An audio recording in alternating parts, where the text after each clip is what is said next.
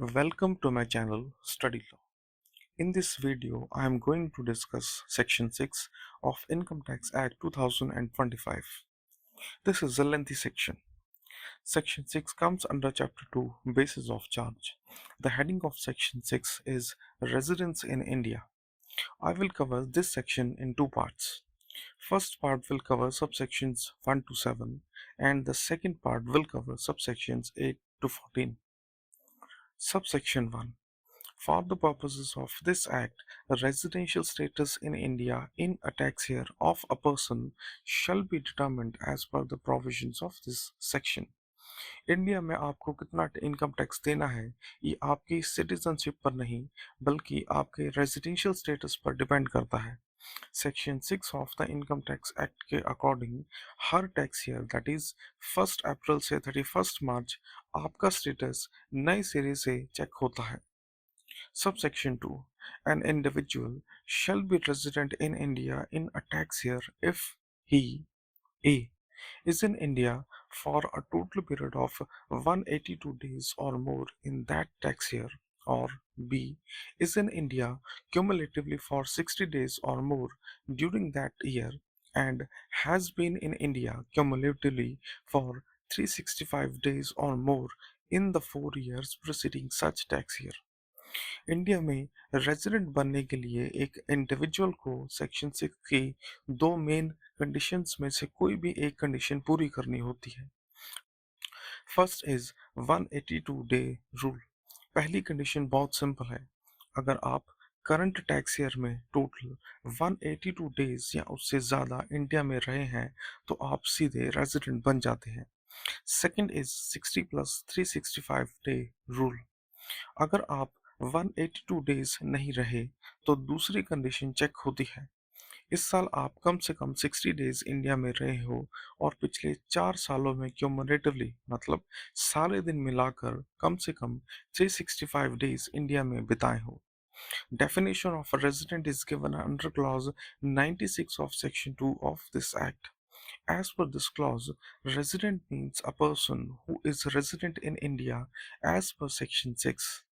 Section 2 clause 96 basically एक legal dictionary की तरह है जो रेजिडेंट वर्ड को डिफाइन करता है इस क्लॉज के अकॉर्डिंग इनकम टैक्स एक्ट में जहां भी रेजिडेंट वर्ड आएगा उसका मतलब वही होगा जो सेक्शन 6 डिफाइन करता है subsection 3 The provisions of subsection 2 clause B shall not apply in the case of an individual who is a citizen of India and leaves India in any tax year A as a member of the crew of an Indian ship as defined in section 3 subsection 18 of the Merchant Shipping Act 1958 or B for the purposes of employment outside India ये subsection Indian citizens के लिए एक बहुत बड़ा relief है कुछ लोगों पर 60 डे वाला रूल अप्लाई नहीं होता अगर आप एक इंडियन सिटीजन हैं और आप इन दो रीजंस की वजह से देश के बाहर जाते हैं तो आप पर 60 डे प्लस 365 डे रूल जो कि सबसेक्शन 2 क्लॉज बी में दिया है अप्लाई नहीं करेगा फर्स्ट इज क्रू मेंबर्स अगर आप किसी इंडियन शिप के क्रू मेंबर हैं as defined under merchant shipping act और आप अपनी ड्यूटी के लिए इंडिया से बाहर जा रहे हैं सेकंड इज जॉब और एम्प्लॉयमेंट अगर आप देश से बाहर एम्प्लॉयमेंट पर्पसेस के लिए जा रहे हैं इन दोनों केसेस में आपको रेजिडेंट बनने के लिए कम से कम 182 डे रूल्स इंडिया में 182 डेज इंडिया में बिताने होंगे सिर्फ 60 डेज रहने पर आपको रेजिडेंट नहीं माना जाएगा subsection 4 The provisions of subsection 2 clause B shall not apply subject to the provisions of subsection 5 in the case of an individual A who is a citizen of India or a person of Indian origin and B who being outside India comes on a visit to India in any tax year ये subsection इन उन लोगों के लिए है जिन्हें हम आमतौर पर एनआरआईज या ओवरसीज सिटीजन कहते हैं अगर आप एक इंडियन सिटीजन हैं या पर्सन ऑफ इंडियन ओरिजिन है और आप देश के बाहर रहते हैं पर सिर्फ घूमने या फैमिली से मिलने के लिए इंडिया आते हैं तो आप पर भी ये 60 डे वाला रूल अप्लाई नहीं होगा इसका मतलब अगर आप सिर्फ विजिट पर आए हैं तो गवर्नमेंट आपको इतनी जल्दी रेजिडेंट डिक्लेयर नहीं करेगी, लेकिन ये रिलैक्सेशन सब्जेक्ट टू सबसेक्शन 5 है, यानी इसमें कुछ इनकम की कंडीशंस भी जुड़ी हैं।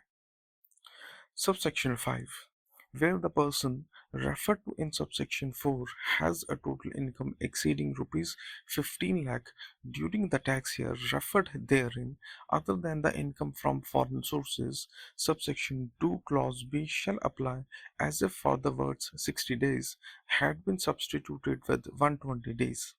अगर आप एक एनआरआई या पर्सन ऑफ इंडियन ओरिजिन हैं जो इंडिया में सिर्फ घूमने आए हैं, तो आपके लिए एक ट्विस्ट है। ये ट्विस्ट आपकी टोटल इनकम पर डिपेंड करता है। अगर आपकी इंडिया से होने वाली income other than income from foreign sources एक साल में 15 लाख से ज़्यादा है, तो गवर्नमेंट आपको ज़्यादा रिलैक्सेशन नहीं देगी। ऐसे लोगों के लिए रूल बदल जाता है। लॉ में जहां 60 डेज लिखा था, उसको सब्स्टिट्यूट करके 120 डेज कर दिया जाएगा। इन सिंपल वर्ड्स, अगर आपकी इंडियन इनकम 15 लाख से ऊपर है और आप इंडिया आते हैं, तो 120 डेज रहते ही आपका पिछले 4 साल का रिकॉर्ड चेक किया जाएगा। अगर पिछले 4 सालों में 365 डेज पूरे हैं, तो आप रेजिडेंट बन जाएंगे। Subsection 6. For the purposes of subsection 2, if the individual is a citizen of India, and B, a member of the crew of a foreign bound ship leaving India, the total number of days in India in respect of that voyage shall be determined in such manner and subject to such conditions as prescribed. अगर आप एक Indian citizen हैं और किसी विदेश जाने वाले जहाज पर क्रू मेंबर हैं, तो आपके लिए दिन काउंट करने का तरीका आम लोगों से अलग है। जहाज पर बिताए गए दिनों को समुद्री सफर के दौरान कैसे काउंट करना है, इसके लिए गवर्नमेंट ने स्पेशल रूल्स प्रिस्क्राइब किए हैं। इसका मतलब ये है कि जब तक आपका जहाज इंटरनेशनल वाटर्स में जा रहा है, तो पासपोर्ट पर स्टैंप लगने के अलावा आपके CDC that is continuous discharge certificate के डेट्स को देखकर दिन कैलकुलेट किए जाएंगे। इन सिंपल वर्ड्स, लॉ कहता है कि प्रिस्क्राइब्ड मैनर के अकॉर्डिंग जितने दिन आप उस सफर पर हैं, उन्हें इंडिया का स्टे नहीं माना जाएगा, भले ही शिप पर टेक्निकल काम चल रहा हो। Subsection 7. Irrespective of the provisions of subsections 2 to 6, an individual shall be deemed to be resident in India for a tax year if he A. is a citizen of India, B. is not liable to tax in any other country or territory due to his domicile, residence, or similar criteria, and C.